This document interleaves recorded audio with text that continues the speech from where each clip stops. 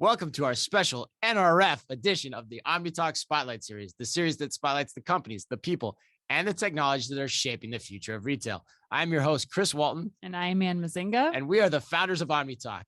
Today's podcast is brought to you in partnership with our sponsors, Cleveron, Scandit, and Firework. Today, we are pleased to bring you a special guest, someone we have been looking to get on the show for over 2 years now. And Anne, we finally got him. I am talking about none other than Jared Golden, the co-founder and co-CEO of Leap, the retail platform for modern brands. Jared, welcome to the show. Thanks, man. Thanks for having me on. It's a real pleasure. It's so good to have you, Jared. We've been following your work for quite a while now, a couple of years. Yeah, at least. I think 2 or 3 years for sure. But can you start, Jared, with the obvious question? What is Leap and how did you kind of come up with the idea? So Leap is a platform provider. We have pulled together the people, processes, and systems, what we call our platform, to enable modern brands to do retail in what we call kind of an omni-channel fashion. Jared, I want to hear from your side of things, like, because I can't imagine. I mean, if I'm a D2C brand, like a Mack Weldon or an Ashley Stewart, like, how are they coming to you? In what state? Because I imagine it's like confusion. We are doing really well in e-commerce. We know we want to get into physical, but then what's next? Like, where do I start? I have to do leasing. I have to like figure out fixturing, like staffing. There's like so much that goes into it. Can you kind of walk us through like how people are coming to you and then what the next like process is to get them set up with you? Some of our brands have zero prior experience in brick and mortar retail. Right. I'd imagine so, yeah. Yeah, and some have, including those two, have a pretty good deal or a lot of that kind of experience. I think today the fundamental challenge in building a brand is it's hyper competitive and there are a lot of alternatives for consumers. And so to really capture the hearts and minds of consumers in niche categories and expand from there really requires focused attention, product strategy, investment in product and marketing. Mm-hmm. And then if that starts to work, it becomes a supply chain management challenge, and scaling all those competencies is quite a lot for brand builders. So basically what you're saying you do, or the value you guys bring to the market, Jared, is you had take an established brand online and you help it go into physical retail for the first time. You'll give it the operational tools from a technology perspective. You'll help staff the store, and you'll find the real estate location too, if I heard that right in the beginning of what you said. You guys will be involved in all of that soup to nuts because, like you said, for many of these retailers, they've never thought about this before. You have developed the muscle memory of how to do that for brands, to make it easier for them to kind of leverage a third party to do the workload to bring about their brand in the physical world. Is that correct in how I'm rephrasing that? It is, yeah. So it's the muscle memory or know-how. It's the people that specialize in these activities and decisions around real estate and running the store on a day-to-day basis. And it's the systems involved, which differ from what it takes to build and run an e-commerce storefront. How did this come about? Like, how are you guys sitting around based on your backgrounds, you and your co-founders? How were you guys saying, okay, we see this need in the marketplace. Let's go prove out this model so that we can then take it to, because you guys have announced big plans here from an expansion perspective, which I want to get to later. But how did you get to that point? Like, how did this idea come about? And what did you have to do to like test it out and prove it out? The thought occurred to us that there's not only room for, but there's a real need for a platform provider in brick and mortar stores or omni-channel strategy for brands. Right. And we gleaned that from observing ourselves and so many of our industry peers going through the same repetitive challenges, and just learning over time that a very high percentage of those learnings and challenges that you have to go through are not really brand specific. Let's say they're generic, they're universal problems, they're structural problems and risks that pertain to all brands in all categories. And we thought that sounds like the kind of opportunity and problem set that a platform provider should attempt to solve. Because if you can do it, it becomes repeatable and scalable. So that was the genesis of the idea. The second part of your question about how did we go about forming the product and validating it. So starting with that observation I mentioned, we spent a lot of time on whiteboards, brainstorming different ways to kind of package up a suite of services, technology, real estate, the parts that we mentioned. And we struggled for a few months to figure out what the right, I'm doing air quotes, but what the it's always great for a podcast. Yeah, what the right, so to speak, product would be, or service mix, if you will.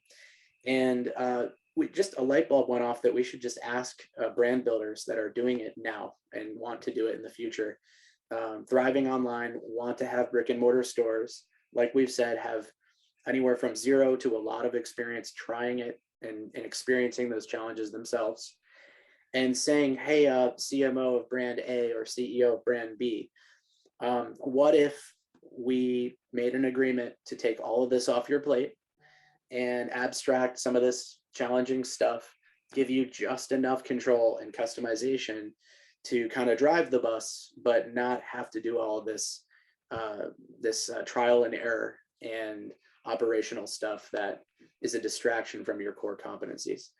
And we sold it, we sort of asked them in that way to attempt to get a degree of discretion in how we would go build it and execute it. And that was pretty key for us, because once you have, the discretion and the permission, you basically have a blank slate to build from. You have the brand saying, okay, do all this for me. I care about, they're outcome oriented, how it presents the end product to the consumer, my experience using your platform, but they're pretty agnostic on all of this inner workings. How does it work? What are the processes and systems that you use? And so that gave us the white space and the discretion to kind of figure it out along the way. So essentially the brands are licensing to you the right to own and run their stores, basically operate and run their stores for them, like on their behalf, right? So tell us then, as much as you can in much detail. I'm curious, and so like business model wise, like how does that relationship function? There is a license involved. The license is really usage of the brand's marks, because we're a separate company and we do operate the store under their brand name, logo, aesthetic, and even their ethos and customer engagement means. And so that's really the license, is just the technical right to do that. But that aside, it's really a service contract.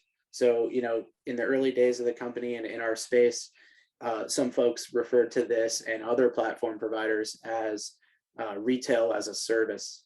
Mm-hmm. We don't really think of it quite like that, but it's a set of services that we perform for the brand under that contract on a per store basis. So a brand can sign up to deploy 1 store or 100. And so because the platform provides what we call kind of the infrastructure, that's the location where we sign the lease, we're the tenant on the lease, the people and the know-how, right, that you've covered, and all the systems that they then do not have to go procure and dilute their attention and investment focus. It becomes a lot less risky, cost efficient, scalable, and faster for the brand, as opposed to them doing it all in-house. Jared, I have to ask about these early days, because Chris and I are entrepreneurs ourselves. And you obviously, we know you've reached 50 stores in 2021. You have much more to come, as Chris alluded to. But what were the early days like when you first started working with the brands? Because I have to imagine there's a ton of hands-on work. You mentioned like brands are really picky. They have an ethos. They built up this following that's 100% based on their engagement and relationship with their customers. What were you guys at first just like, how are we going to do this? Or like, how did you guys put it all together? Sure. How did you get to the scale part of it? There was definitely a moment where we made those pitches and took those meetings that I mentioned to get off the whiteboard and into the market.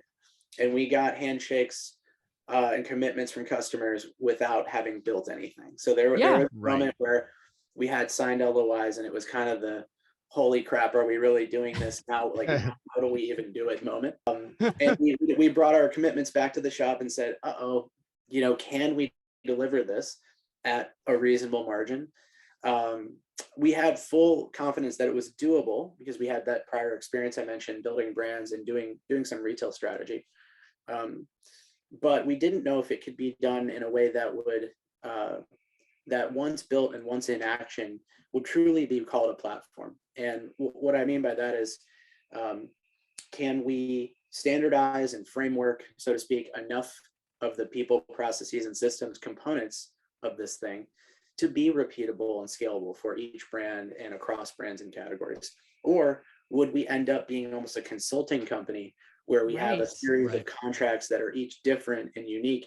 For this brand, we're doing real estate strategy. For that brand, we're doing the staffing optimization. And for that other brand, we're doing a POS software.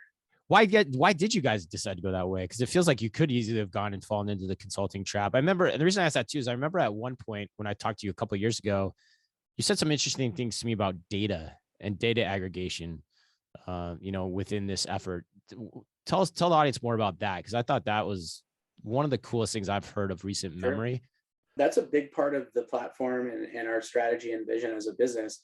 But first is the first part of your question, why we went this route and why we chose to start that way versus with the product first approach, is that we figured that the biggest hump we'd have to get over, the leap that brand customers would have to make, literally, I mean, that's why we called the company Leap, is to wrap their head around the idea of another company manifesting their brand and representing their brand, their baby, with consumers, right? That's what modern brands, I think all brands throughout history, are most careful with. They're most creative and adamant and have the most ownership and accountability around is their brand promise to the consumer. The thought of, like you said, licensing it or distributing that through third parties has always been difficult. So in wholesale retail, in the old days of, Ralph Lauren first doing that, for example, his biggest gripe was they just aren't presenting my brand and the lifestyle and the ethos that we're selling, so to speak, in a compelling way, right? So we thought we should start with that. Let's, they say in venture and lean startup approach, it's important to have the smallest, the tightest possible flywheel between product and engineering. And that in this case, I think it meant starting with what would it take to get brands to take that leap. And we found out, and everything since then has just been engineering delivery, right? Now, the second part of your question on data. In the original idea for the platform and all the refinements we've made since, we have always included this question around what would it be like if a platform provider in this industry shared data with its brand customers, meaning maybe share isn't the right word, maybe it's provides, right? So it sounds such a moot point, because in every other space it is the norm that takes place. So in the CRM software space, for example, when you sign up for Salesforce, that is your company's data that you put into Salesforce's database that they provide to you. They may be able to do some sort of macro meta analysis on your activities, but they don't own the data. And when you unplug, you disconnect as a consumer, you go with it. You take it with you. In our space, when a brand starts to do business with a third-party retailer like a Nordstrom or a Target, that is a transactional arm's length distribution relationship. And the brand provides product to the retailer, and the retailer engages with its consumers, its shoppers, and does not provide the customer data and even very much transaction data, commercial data, back to the brand. So the same has kind of carried over into online marketplaces when if a brand chooses to build a business on Amazon and be a third party as a seller, doesn't get customer records, doesn't know who's buying their product. And so that's why we see a lot of modern brands, especially direct consumer D2C brands, not wanting to do business there. That's one reason. So we thought, what would happen if we offered kind of a paradigm shift around data providing, data collection and providing? Of course, everything we do is compliance, and I think even ahead of, on the cutting edge of where data privacy rules and regs and cultural norms are going. In other words, everything is opt-in, not opt-out. And our shoppers in our stores actually appreciate the things that we do with their transaction history and their data. Cool things like asking shoppers if they'd like to help pick the next brand that we put in a retail storefront in their neighborhood. Well, isn't, Jared, sorry to interrupt, but isn't that key to it too, in the sense of, because you're operating multiple brands, you get a better sense of the customer too, on behalf of these brands too, because you get a sense of what they're interested in across the whole spectrum, and you can talk to them in a different way, I would assume too, right? Exactly. So this is one of the 3 platform advantages we talk about, things that as a platform provider to many brands, and even now increasingly across different categories of products and services, things that we can do that are actually quite easy for us to do and create a lot of value for brands and consumers, that are very hard or impossible to do for brands operating on their own. So this particular one around data is because we're seeing consumer engagement across channels, e-com and physical stores, across brands, and even across categories. We can build up a much more rich understanding of that consumer's preferences in terms of how they like to be communicated with, what products and price points and colors and everything that that they might like to hear about versus dislike. And that is shared with or provided with each brand on the platform in a fashion that respects the privacy and the opt-ins across the board. So it is actually akin to a CRM provider in that way. So when you, again, back to the Salesforce analogy, when a business owner signs up for Salesforce as their CRM, their data is kind of housed in a silo, so to speak. It's not accessible to any other customers of Salesforce unless they opt into a sharing relationship. Say they install an app from the Salesforce marketplace to do mobile advertising to their customer list, in which case that app provider would need to access the data to do that. In our case, that means that when we do activations, like we had a Bleecker Street block party in the West Village, New York City last week, this past weekend, and I think we had 8 or 9 brands participating, and they had in-store events and promotions and online events and promotions that were all working together. And most of those were brands on our platform, and some were just brands that signed up through the neighborhood relationship. That's really cool. And I didn't blew your mind, I didn't even Yeah. think about the activation part of it too. I mean, my mind was still in, you have all this information that you're collecting with the current retail partners that you have. And are you using that to help new retailers coming on the platform as they're trying to figure out, like, is it as simple for them as you have this like menu of services, like based on the, your customer demographic, these are the things that you could do, everything from like, if activations to buy online, pick up in store. Is that how it kind of works, Jared? Yep. The omni-channel transaction paths or operations are just like that. So they're right there alongside marketing activations on the menu, and they're kind of modular. So they're, it's like a buffet style. They all have an on-off switch. So when a brand deploys a store on Bleecker Street, it may be our 10th or 11th store, and we may have built up a customer file of thousands of active shoppers there. And of course, they can't get the customer data itself. That's inappropriate, if not illegal. It's more about when they deploy the store, they can opt into those collective marketing programs. It's very similar to, in the old way, 2 brands realize their neighbors, and head of marketing at one calls the other, and they do it back of the napkin deal to do a cross promotion. It happens in slow motion. It's just kind of built into our platform. Yeah, they call each other up and say, "Let's have a food truck party in the parking lot," or something like that, right? It's same basic idea that you're talking about. All right, Jared. Next question. Switching gears a little bit. 2-part question here.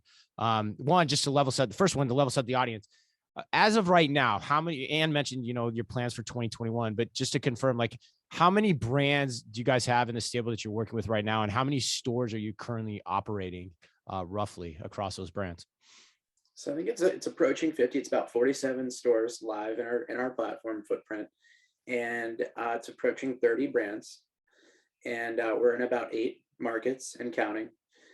And we have hundreds of brands, let's say, registered and wanting to deploy stores. So very excited for the opportunity here to really grow our footprint and grow our platform as our brand customers grow. So we have big ambitions, but just for the near term, we intend to grow with our existing brand customers and also onboard new ones next year. And we'll really be growing density in the markets that we're already in, as well as adding a few markets. Okay. So then that was my second question then. Because as you can tell, I can tell by how Anne got geeked up on what you said just a few minutes ago. There's a lot of stuff to absorb here that's really interesting, and it's a really unique take, I think, on what you guys are trying to do for retail. Mm-hmm. So my question to you, very pointedly, is: do you see an inflection point? Like, is there, say, some number of stores or some metric where you almost kind of expect to hand the operations back to the brands or the retail? I won't even use retail. I just use brand intentionally here. Do you expect to hand the operations back to the brand at some point? Or, am I thinking about that the wrong way, that this can coexist and brands continue to use you guys for national expansion plans? Yeah. Will they even want to? Yeah. Like, what's your thoughts on this? Like, where does this end up? Because it's so new. Well, yeah, it is early days, but these are pretty fundamental problems and risks that we're tackling involved with retail and omnichannel. So we may be young as a business, but these risk factors and other challenges that brands have been toiling with trying to build their retail footprints and now omnichannel have existed for a long time. So here's how we think of this. We do not think there's a point at which it makes sense for a brand that has deployed stores via a platform provider, be it Leap or another one, at which they should bring it in-house, so to speak, or unplug from the grid. And that is because of the set of reasons why they would opt to do it in the first place. Those comparative advantages I mentioned, which we call platform advantages, they compound and they grow as a brand grows on the platform and as our overall platform scale grows. Mm-hmm. So I'll give you an example. So we talked about data. So, aggregating more customer data and a deeper understanding of the shoppers in each market and in more markets allows us to deliver smarter decisions to our business and for our brand customers in more effectively and that are of more value over time. Right. That one's a little abstract, but think here's a kind of a more basic functional one. We cluster our stores. So I mentioned Bleecker Street in New York, where we've got over half a dozen stores and counting. And we're doing the same everywhere we go. So in Chicago, we're on our way to 10 stores. And in Austin, we've got a couple open and counting. In LA, coming up on half a dozen. And so by clustering our stores, we have a ability to drive the operational costs on a per store basis down far below what brands would have to carry in-house. And so the bigger our footprint gets, the more efficient it gets. Wow. And the more resilient it gets as well. So, let's do a scenario. Say a brand has 10 stores with Leap on our platform. Certainly there's a cost reduction factor and a value add factor that we bring to bear. But net of those things, a brand could look at their omni-channel P&L and say, well, what if I did that in-house? Maybe there's a margin or a marginal value to capture if I move all that in-house and rebuild all that infrastructure. That would come at great risk and time and cost, and building up competencies that they, as we've established, previously decided not to do. And to what end? To build up to having those 10 stores again that might cost more to operate, produce less, and then maybe that incremental margin is now on their bottom line instead of ours. Or they could just add a couple stores on the platform and get the top line growth and more margin dollars and more customer data coming their way. So we think it's always more rational at the margin for brands to just grow with Leap versus to spend time and energy and take on risk to, quote, kind of migrate and bring it in-house. Well, and there may be some people that do irrational things. There always are. That's what makes us human. Well, I love humans, but no, we think, in the aggregate and over time, rationality tends to prevail. Yeah, wow, that's kind of a mind blow what you just said there. But it also gets me to another point, which I hadn't thought of until just like literally just this second, and it hit me in the face, is technology is also a big part of this in terms of how retail is going to evolve. And so I imagine the way you're describing the model enables you to be more nimble from the technology you're deploying standpoint, because you can learn like what to deploy with each new store that you're opening, with each new brand that you're opening that store for, than say a retailer that has to learn that all on its own through its own store openings and reinvest in that time and time again. Like that's gotta be a huge takeaway from this. And not just tech, but also like staffing and all of the other things. I mean, what I was thinking, Jared, and maybe we can close up with this. I mean, you guys are almost rebuilding what the definition of a shopping center, what is, from using technology from the ground up. Like this is where you are essentially doing what every mall developer should be doing right now, where you're helping create this like technical infrastructure that supports point of sale, that supports staffing, that supports, leasing and all of the elements of going into physical retail. What is next for you guys? I mean, I feel like there's so much opportunity here. Where is Leap going in 2022? What other goals do you guys have? I mean, can you? I don't know. I'm kind of like, whoa. Maybe we'll build stores in the metaverse. Yeah, I mean, I will not be surprised if I see that headline. Yeah, nor would I. I mean, and I'm kind of not kidding with that. I mean, the point comes back to the basic proposition that this is a different set of competencies. You talked about technology and people just now. Their opportunity, abound exists for our retail sales professionals and our corporate personnel on the platform, because of some of the platform advantages we just talked about. There's cool and new and different value add things that we can do as a platform provider that brands would like to be able to do in-house, but like we've established, just become an offset from what they ought to invest in. And so we have incredible retention rates, incredibly talented, high quality personnel from front to back of house. And that's a compounding advantage as well, we think.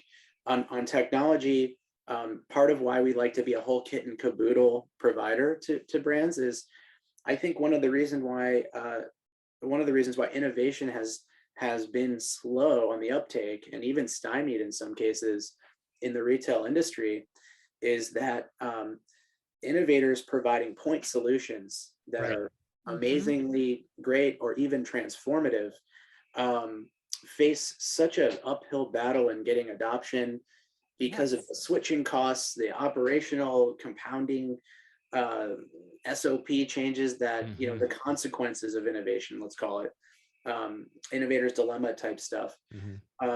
And for us, because we're a whole complete system, we have that internally, of course, to an extent, but we can better manage that. So when it becomes sensible for us to create our own POS system or change POS providers, whatever the case may be, right, we don't have to ask anyone for permission. We don't have to.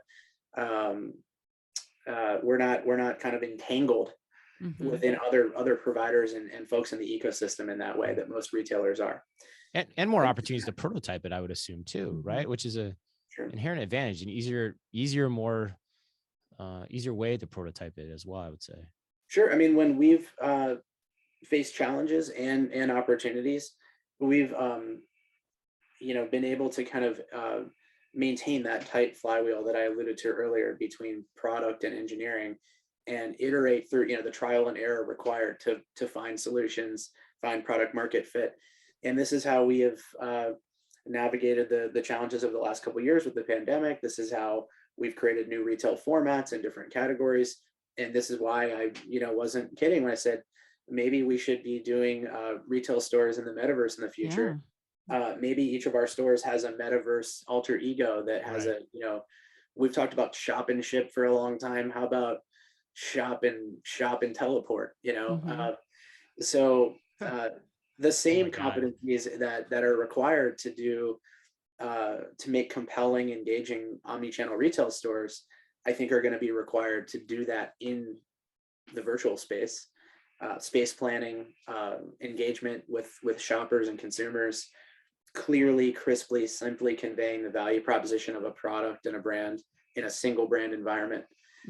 So I wouldn't put it past us to do that kind of thing. My hunch is he's already thinking about it. Yeah. Well, it's certainly, you've already got the one-stop shop. But like you said, it's probably just going to be another switch on the menu pretty soon. Like, do you want to be in the metaverse? Done. Some brands can ask for it. Yes. Done. Yes. Yeah. All right. Well, Jared, this was so fantastic. Very informative. Jared Golden, co-CEO of Leap. We learned so much in this conversation about how to approach physical retail. I'm sure our listeners did too. Metaverse retail included in that. If people want to get in touch with you and learn more about Leap, what is the best way for them to do that? Sure. Best way is to visit our website. It is leapinc.com. And we'd love to hear from you via that. And thank you so much for having me, Chris and Ann. It was a real pleasure. Kudos to you, Jared. I'm excited. Thanks for taking the time to sit down with us. We really appreciate it. And to all our listeners out there, be careful out there. This special NRF podcast was made possible through the support of the following sponsors. Cleveron. Cleveron is a full-service package handover partner offering in- and outdoor locker solutions to retailers and grocers worldwide. Cleveron has more than 13 years of experience and partnerships with the biggest names in the business. Head to Cleveron's LinkedIn page to get in touch with Cleveron's representatives here at NRF. And Scandit. Scandit's smart data capture platform helps retailers delight customers and automate store operations through unmatched speed, accuracy, and intelligence. From the shop floor to back of house, retailers can move processes onto smart devices while boosting employee efficiency and retention. Scandit also enables great customer experience services like Scan & Go and personalized promotions to enhance loyalty. And finally, Firework. Firework lets you implement shoppable short-form video and live stream commerce on any website or app on the open web. Why rent a kiosk in someone else's bazaar when you can have a storefront of your own? Take back your business, take back your brand with Firework.